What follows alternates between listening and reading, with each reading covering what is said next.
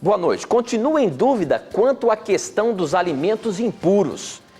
É que em Marcos 7, de 18 a 19, aparece-me clara a afirmação quando diz, ao dizer isso, Jesus declarou puro todos os alimentos. Assim, se Jesus declarou puro todos os alimentos, por que algumas religiões consideram a carne de porco impura? Deus ilumine todos vocês. Professor, naquele texto de Marcos 7, 18 a 19, o que Jesus estava querendo dizer ali com aqueles alimentos, que todos os alimentos são puros? E por que nós aqui, principalmente, defendemos e apresentamos e mostramos que os alimentos impuros são condenados por Deus? E esses alimentos estão descritos lá em Levíticos. Por que algumas religiões, os adventistas do sétimo dia, condenam, por exemplo, a carne de porco, o peixe de couro e tudo mais? Sendo que lá no Novo Testamento, Jesus aparentemente diz que todos os alimentos são puros. Vamos lá. Primeiramente, essa expressão aqui em Marcos 7,19, que diz assim: ao dizer isso, Jesus declarou puros todos os alimentos. Nós não podemos pegá-la isoladamente, querido irmão, porque se pegarmos ela isoladamente, nós vamos criar sérios problemas no texto bíblico. Você quer ver uma coisa? Eu posso interpretar o seguinte: então Cristo está considerando puro o churrasquinho de cobra, o churrasco de cachorro, né? O churrasco de cavalo. Não é isso que o texto está dizendo? Então nós temos que fazer uma pergunta para o texto. Quando Cristo falou isso, com quem ele estava conversando? Olha ali o capítulo 7, verso 1. Os fariseus e alguns mestres da lei. Então, quando Cristo declarou puros todos os alimentos, ele estava conversando com quem? Com fariseus e mestres da lei. Pergunto a você, na mesa de um judeu, existiam carnes imundas? Não existiam. Então, uma primeira informação nós já temos aqui: o assunto em discussão não é carne imunda. Então, qual é o assunto, Leandro, se Cristo está afirmando claramente que declarou puros todos os alimentos? Bom, o assunto não é carne imunda, porque ele está falando com judeus. E na mesa de judeu não tem carne imunda. Vamos ler aqui o início de Marcos 7 e aí a sua dúvida será esclarecida. Marcos 7, 1 em diante. Os fariseus e alguns mestres da lei vindos de Jerusalém reuniram-se a Jesus e viram alguns dos seus discípulos comerem com as mãos impuras, isto é, por lavar.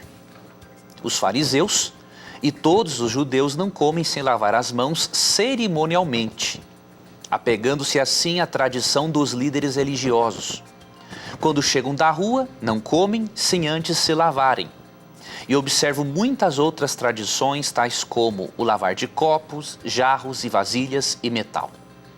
Então os fariseus e os mestres da lei perguntaram a Jesus: por que os seus discípulos não vivem de acordo com a tradição dos líderes religiosos, em vez de comerem um alimento com as mãos impuras?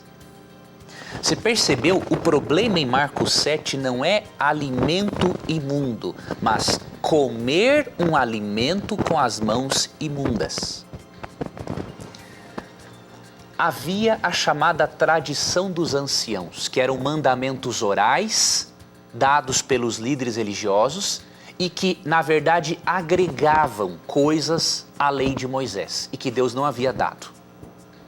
Um desses mandamentos era que o indivíduo deveria lavar as mãos cerimonialmente, não por uma questão de higiene, mas ele deveria lavar as mãos diversas vezes, inclusive alguns objetos, para ele poder purificar este alimento para ele comer.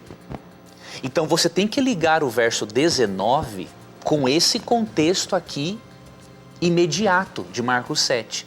Então, quando afirma que Cristo considerou puros todos os alimentos, ele considerou puros todos os alimentos, independente de comê-los sem lavar as mãos ou não, neste ritual de purificação ensinado pela tradição dos anciãos.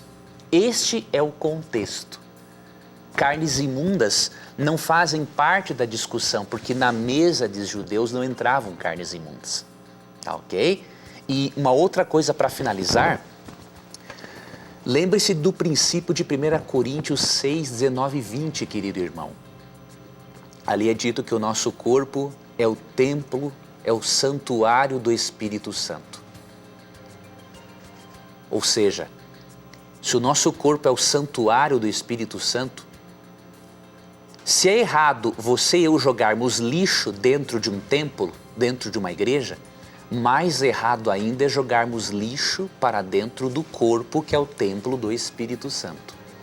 Então, se o nosso corpo foi comprado pelo sangue de Cristo, precisamos cuidar deste corpo, porque o corpo afeta a mente afeta o corpo, a nossa natureza é integral, é holística, então a nossa espiritualidade saudável depende de um corpo saudável. Um corpo saudável depende de uma espiritualidade, de uma mente sã. Então não ingerimos carnes imundas porque queremos preservar o corpo nas melhores condições possíveis para que a nossa mente se comunique ainda melhor com Deus e receba melhor as suas impressões. Tá ok? Então considere esses princípios e você vai perceber que não utilizando coisas impróprias para o seu corpo, a sua mente, a sua espiritualidade será ainda melhor.